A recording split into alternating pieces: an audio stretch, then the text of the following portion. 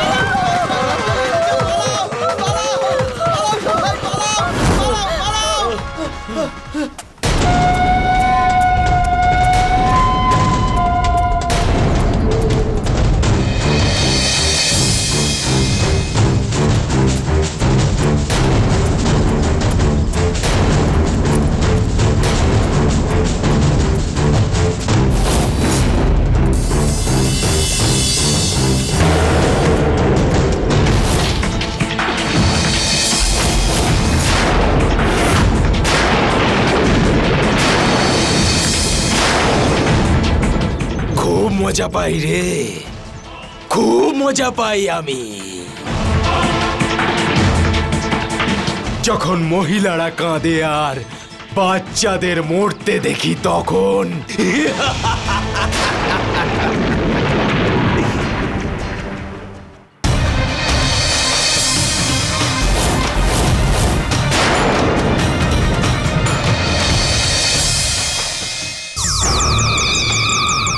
এই প্রধান,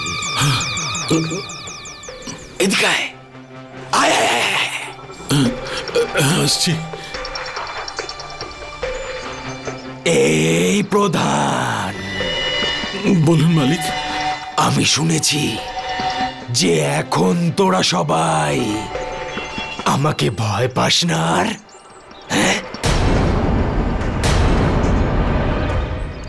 না মালিক, আমরা সবাই তো আপনার দয়ায় বেঁচে আছি মালিক। তাই নাকি?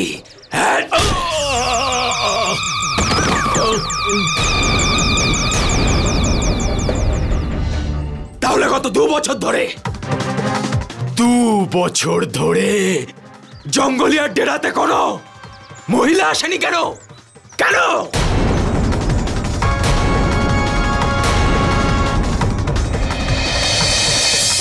গ্রামবাসীরা, তোমরা তো আমাকে এই কথাটাই দিয়েছিলে তাই না, যে গ্রামে নতুন কোনো মহিলা এলে 1 মাস পর্যন্ত সে জঙ্গলিয়ার সাথেই থাকবে।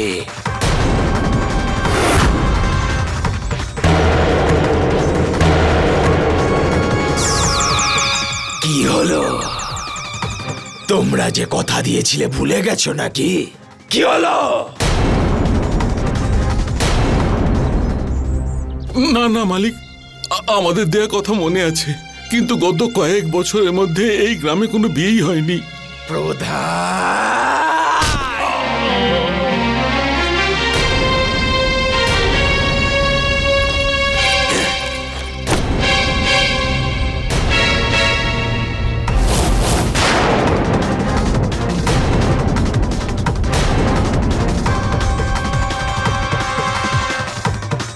অদ্ভুত ব্যাপার, অদ্ভুত ব্যাপার, অদ্ভুত।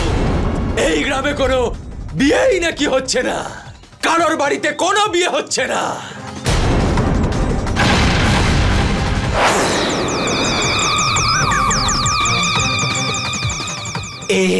প্রধান,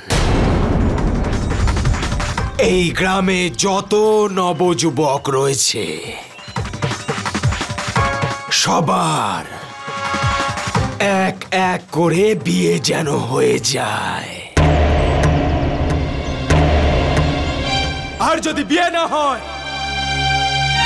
তাহলে এই জঙ্গলিয়া এক এক করে জীবন্ত মাটিতে পুঁতে দেবে।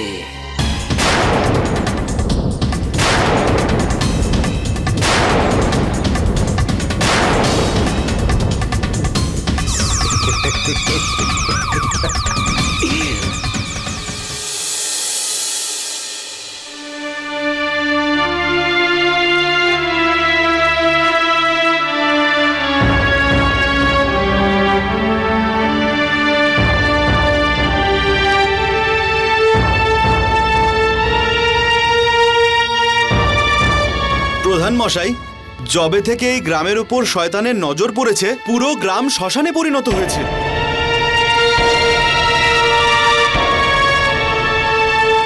প্রধান মশাই, আমরা গ্রামবাসীরা তো হাসতেই ভুলে গেছি। না এখান থেকে কোনো বরযাত্রী যায়, আর না এখানে কোনো বউ আসে।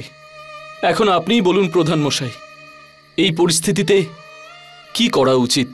আমাদের ভাগ্যে যখন এই সমস্ত কিছু লেখা আছে, তবে কে কি করতে পারে ভাই?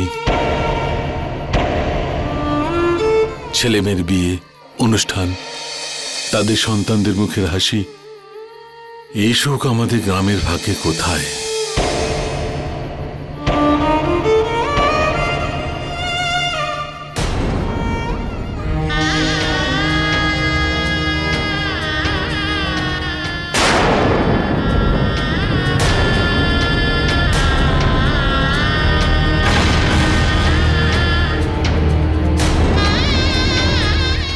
দাঁড়াও, ওখানেই দাঁড়াও, দাঁড়াও।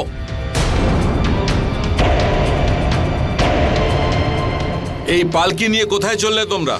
কাকা, গঙ্গা ঘাটের রাস্তা যে অনেকটা, তার উপর রাতও অনেক হয়েছে, সেই কারণেই আপনার গ্রামে আমরা থাকতে চাই। না না না, এই পালকি এই গ্রামে থাকতে পারবে না।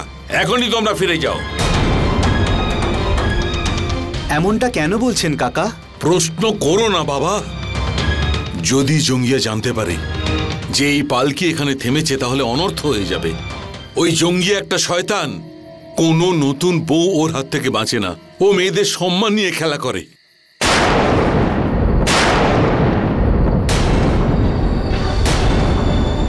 সেই জন্যে বাবা, তাড়াতাড়ি এখান থেকে চলে যাও। যাও। ঠিক আছে কাকা, আপনি যখন বলছেন তাহলে আমরা ফিরেই যাব। চলো, তাড়াতাড়ি চলো।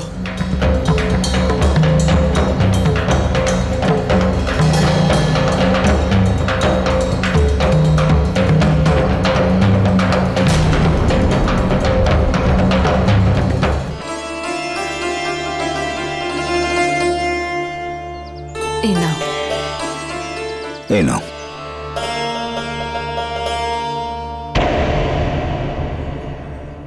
কি মা, আজকে আবার পোড়া রুটি দিচ্ছ? খেতে ইচ্ছে করে না এগুলো। কতবার বলেছি তোকে গিরিধর, তুই বৌমাকে বাপের বাড়ি থেকে নিয়ে আয়, কিন্তু তুই কোনো কথাই শুনতে চাস না। তুমি থামো বাবা, আর তুমি তো জানো এটা কোনোভাবেই সম্ভব নয়। বাবা, আমি নিজের খুশির জন্য নিজের স্ত্রীর জীবন বরবাদ করতে পারবো না।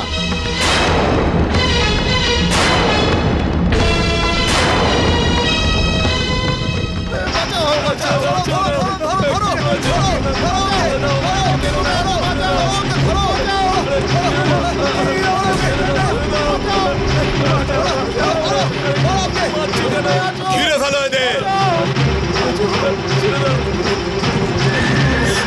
কি হয়েছে মালিক? আনাজ আর বাকি জিনিসপত্র তো আগেই গ্রামবাসীরা পৌঁছে দিয়েছে। জঙ্গলিয়া তোমাদের সবাইকে তার বাড়িতে ডেকেছে। এই, নিয়ে চলো এদেরকে। গিরিধরের মা, তুমি ওখানেই থাকো। চল সবাই, চল। গিরিধরের বাবা, গিরিধর। চল সবাই, চল।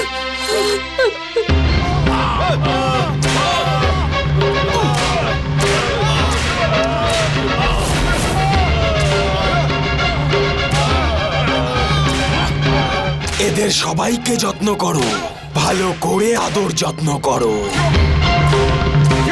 আরো ভালো করে। কালাতে গ্রামে একটা পালকি এসেছিল, কিন্তু জঙ্গলিয়ার কাছে আসেনি। না না জঙ্গিয়া মশাই, ওই পালকি আমাদের গ্রামে ছিল না, ওটা তো অন্য কোনো গ্রামের পালকি ছিল। এই থামো!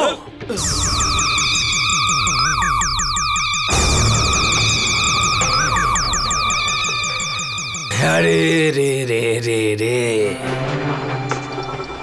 তাহলে এর মানে তোমরা নিজেদের কথা রেখেছো? না মালিক।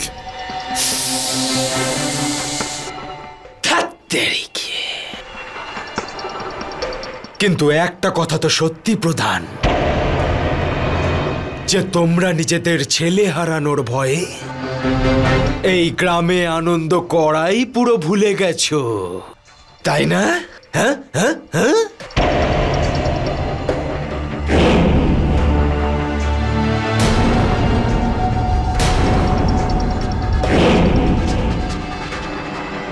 আরে এত ভয় পেলে বাঁচবে কি করে? হ্যাঁ কিভাবে? মরে যাবে তো।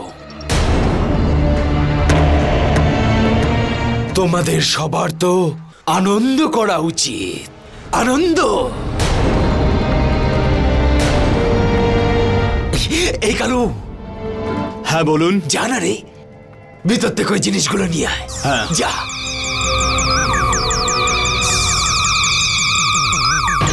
রামস্বরূপ, আরে এই রামস্বরূপ,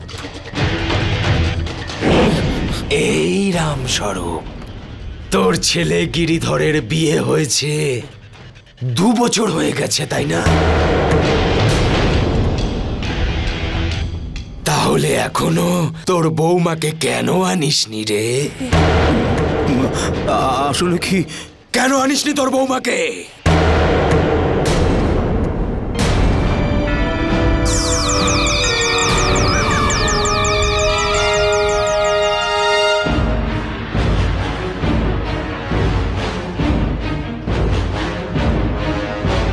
এই নে রামস্বরূপ,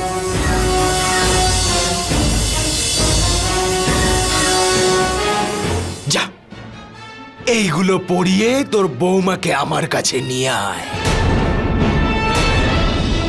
যা। আরে 7 দিনের মধ্যে। এই নে নে নে নে নে নে নে, আরে ধর এটা। যা তোর বৌমাকে নিয়ে আয়। যা যা যা যা।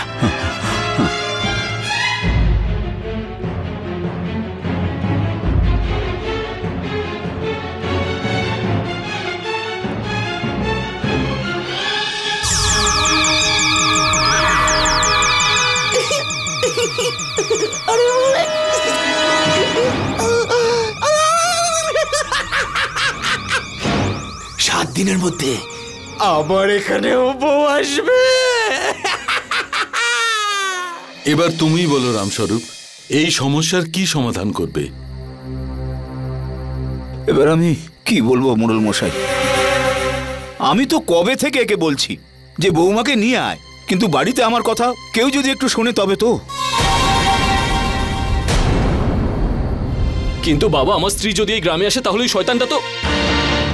না, আমি এটা হতে দেব না।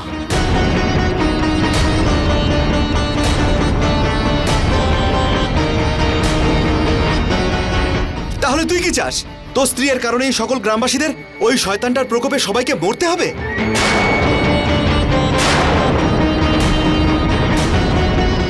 আরে তুই কি জানিস, যদি ওই শয়তানটার ইচ্ছা না পূরণ করা হয় তাহলে ওই গ্রামটাকে শেষ করে দেবে, লোকজনের বাড়িতে ঢুকে আগুন লাগিয়ে দেবে ও। জানিস গৌরীপুরের লোকজনের বাড়িতে ঢুকে কি করেছিল? ওখানকার সবকটা বাচ্চা আজও অনাথ। গৌরীপুরের লোকজনের বাড়িতে ঢুকে কি করেছিল? ওখানকার সবকটা বাচ্চা আজও অনাথ। ওখানকার সবকটা বাচ্চা আজও অনাথ।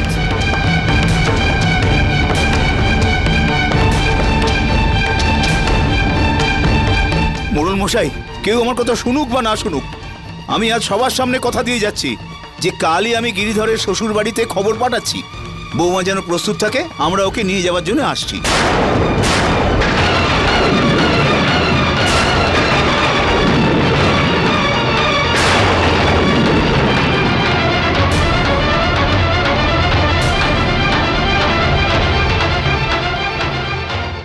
এতে কোনো সন্দেহ নেই যে জঙ্গলিয়া পাপী আর দুষ্ট, কিন্তু এটাও সত্য যে গ্রামবাসীরা নিজেদের সাহস ত্যাগ করে ওর ভয়কে স্বীকার করে নিয়েছে, আর তার ফলে সে তাদের ওপর অত্যাচার করছে। যতক্ষণ না গ্রামবাসীরা সাহস সঞ্চার করবে ততদিন কোনো না কোনো জঙ্গলিয়া তাদের ওপর অত্যাচার করেই যাবে। গ্রামবাসীদের আত্মসম্মানকে আমায় জাগাতে হবে। যে স্ত্রীলোকদের জঙ্গলিয়া নিজের ভোগ্যবস্তু ভাবছে, এবার সেই স্ত্রীলোকেরাই আমার দণ্ডচক্রের মুখ্য ভূমিকা পালন করবে। গিরিধরের বাড়ির লোকজন দুদিন বাদে তাদের পুত্রবধূকে নিয়ে যাবার জন্য আসবেন।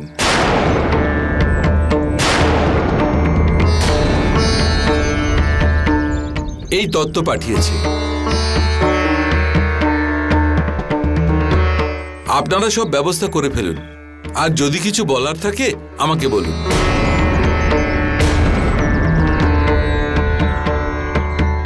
মা, প্রসাদ।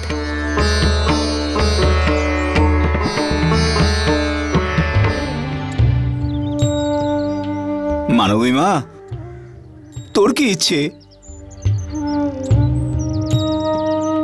তোর শ্বশুর বাড়ি থেকে তোকে নিয়ে যাবার জন্য খবর পাঠিয়েছে। তুই তো জানিস তোকে আমরা কেন শ্বশুর বাড়িতে পাঠাইনি।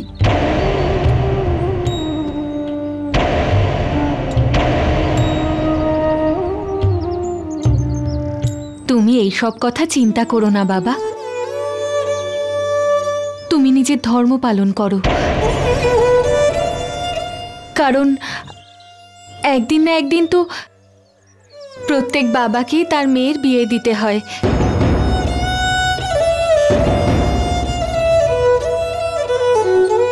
তারপরে মেয়ের ভাগ্যে যা থাকে,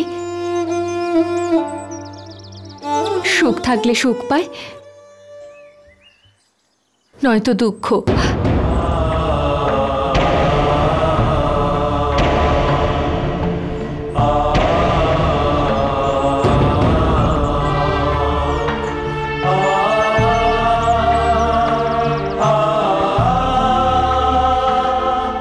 আর আমি এক অভাগা বাপ, আমি জানি যে আমার মেয়েকে কোন নরকে পাঠাচ্ছি।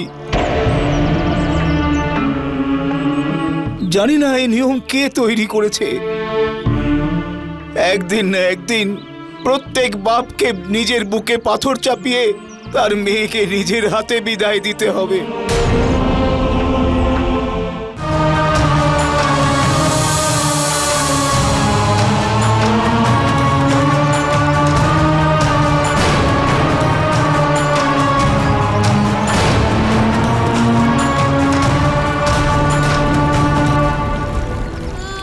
হে শনিদেব, আমায় ক্ষমা করে দিন। আমার বাপের বাড়ি থেকে আমার বিয়ের পালকি নয়, আমার সব যাত্রা বেরোবে, আমার সব যাত্রা বেরোবে, আমার সব যাত্রা বেরোবে। কারণ যে অসম্মানের জীবন আমি পেতে চলেছি, সেটা না আমি সইতে পারবো, না আমার বাবা সহ্য করতে পারবে।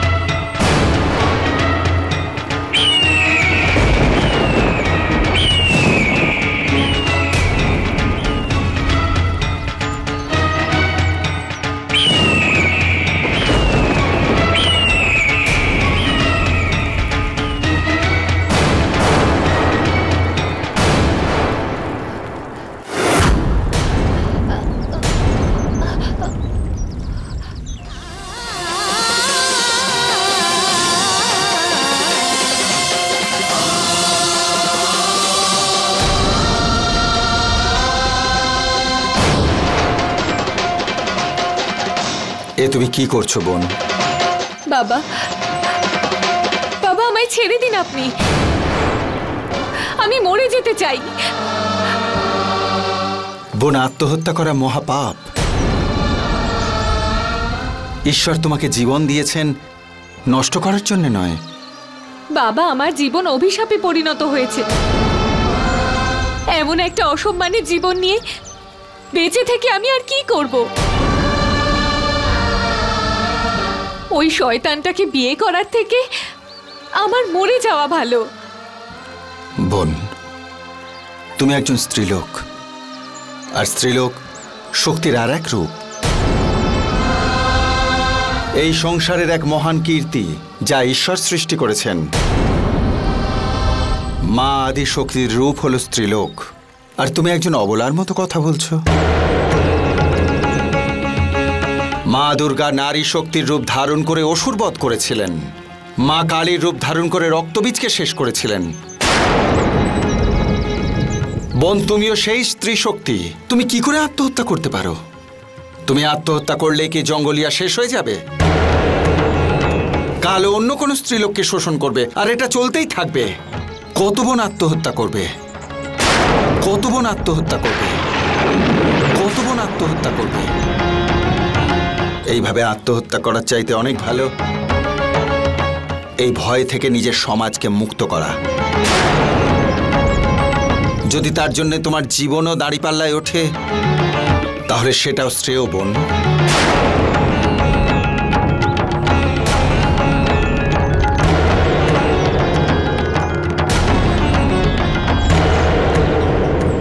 আপনি ঠিকই বলেছেন বাবা। কিছুক্ষণের জন্য সব ভুলে গেছিলাম আমি। ভাবলাম আমার জীবনের সাথে আমার দুঃখেরও সমাপ্তি ঘটবে। আমি ভুলে গেছিলাম যে ওই শয়তানের অত্যাচারের ফলে আমারই মতন এরকম অনেক নারী দুঃখ আর অসম্মানের জীবন কাটাচ্ছে। না বাবা, ওই পাপী শয়তানকে ওর কর্মের ফল ভোগ করতেই হবে।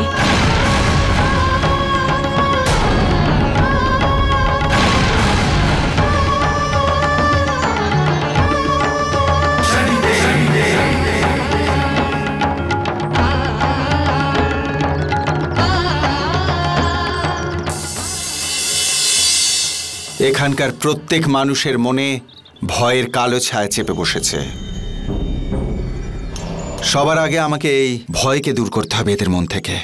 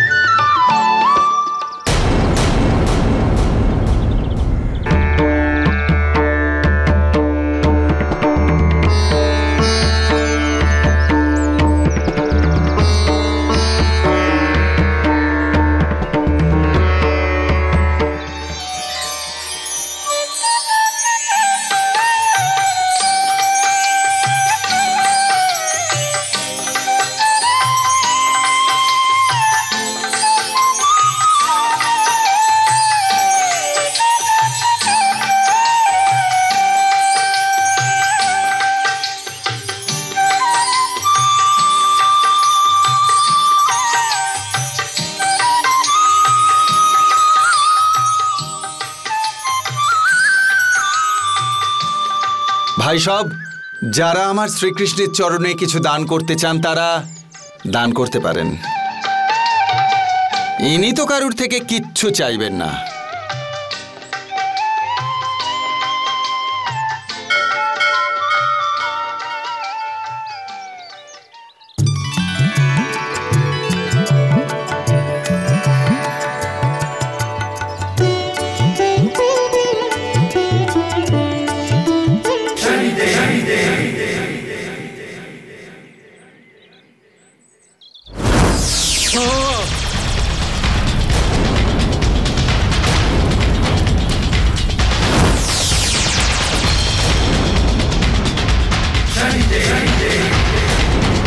সাধু বাবা, এ কি অনর্থ?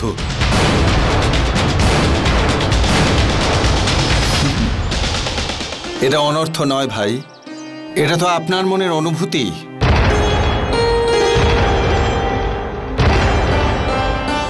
এই মূর্তিকে সেই কিছু দান করতে পারে যার মনে কোনো ভয় নেই।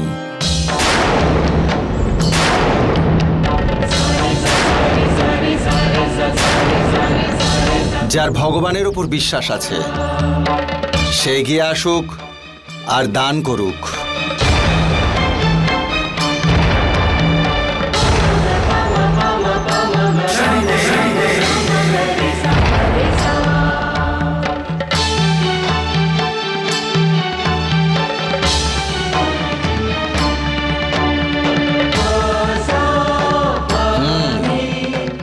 এর মানে হলো এই যে এই গ্রামে কারোরই ঈশ্বরের ওপর ভরসা নেই।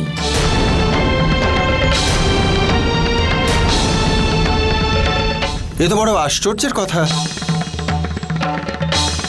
যে ভগবান আপনাদের সৃষ্টি করেছেন, যিনি সবকিছু তৈরি করেছেন, তার উপর আপনাদের কারো না আছে শ্রদ্ধা না বিশ্বাস।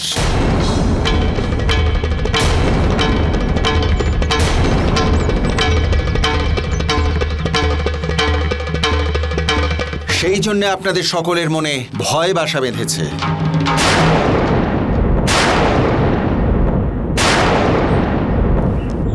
জীবনে ভয় পালন করা বা ভোগ করার জন্য নয়, সমস্যা আর মৃত্যুর মুখোমুখি হওয়ার জন্য দরকার।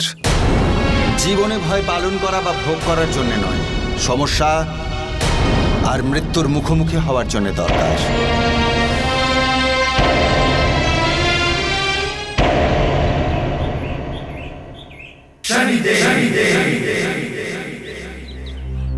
কি ভাই, তুমি এদের সবার মতো ভীত হয়ে আছো? বাবা, আমি কাউকেই ভয় পাই না, আমার কোনো ভয় নেই।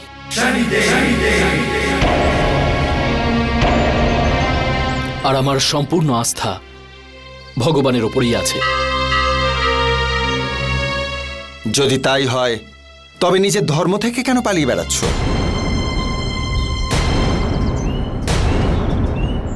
ভগবান তোমাকে যে অধিকার দিয়েছেন তা পালন করতে কেন ভয় পাচ্ছ?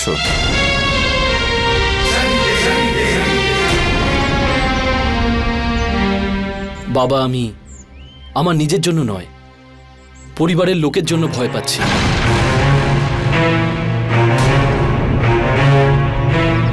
যদি ভগবানকে মন থেকে মানো, তার উপর বিশ্বাস রাখো, তাহলে তার উপর ছেড়ে দাও, তিনিই তোমার সব চিন্তা নিয়ে নেবেন।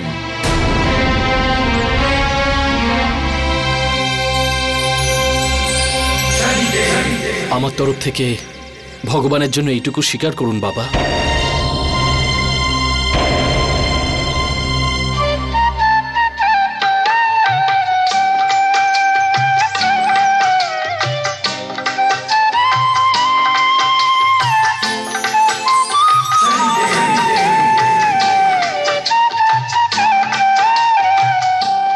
যদি আপনাদের মনে সাহস থাকে, ঈশ্বর আপনাদের সঙ্গে আছেন।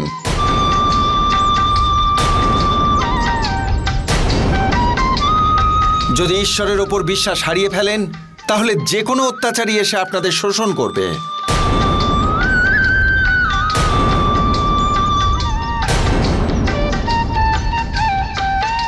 এবার বলুন, কে নির্ভয় হয়ে এই মূর্তিকে দান করার জন্য এগিয়ে আসবে?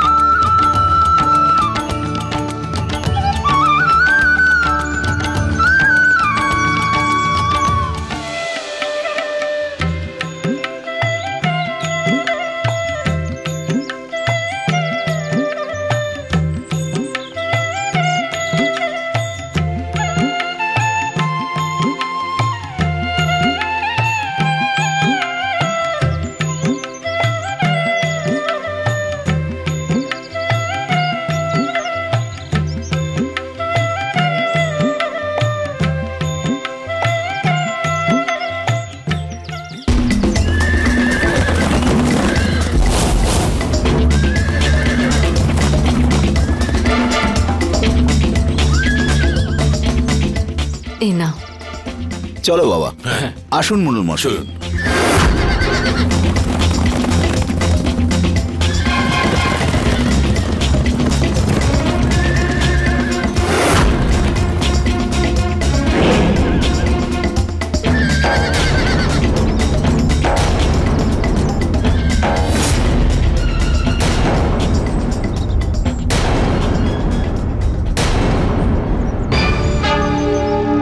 আরে রামস্বরূপ, যা বলেছিলাম সেটা হয়ে গেছে তো? মালিক, আমরা সবাই পালকি নিয়ে বৌমাকে আনার জন্যই যাচ্ছিলাম। না, বউকে আনতে বরের সাথে কোনো গ্রামবাসী যাবে না, তার বদলে আমার লোক যাবে। কালু,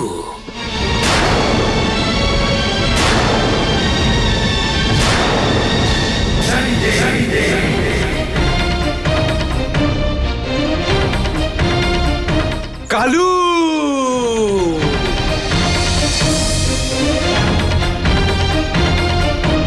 হ্যাঁ মালিক। আরে কালু, এই পালকি সাবধানে যেন আমার ডেরাতে পৌঁছে যায়।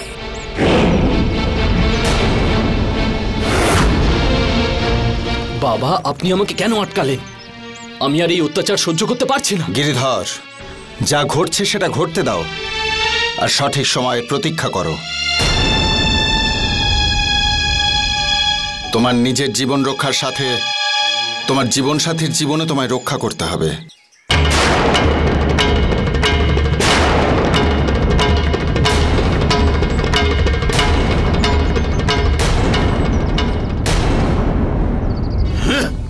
এই চলো।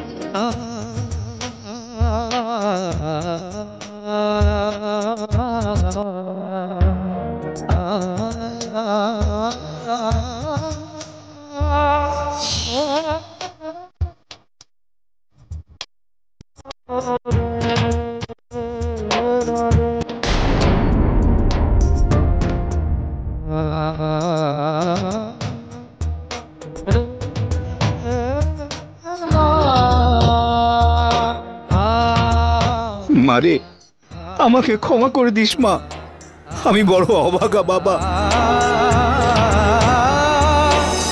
কন্যাদানে শুধু দুঃখ ছাড়া আমি কিচ্ছু দিতে পারিনি। না বাবা, তুমি তুমি চিন্তা করো না, ভাগ্যে যা লেখা আছে সেটা তো হবেই। এর জন্য তুমি নিজেকে দোষী ভেবো না বাবা, ভেবো না।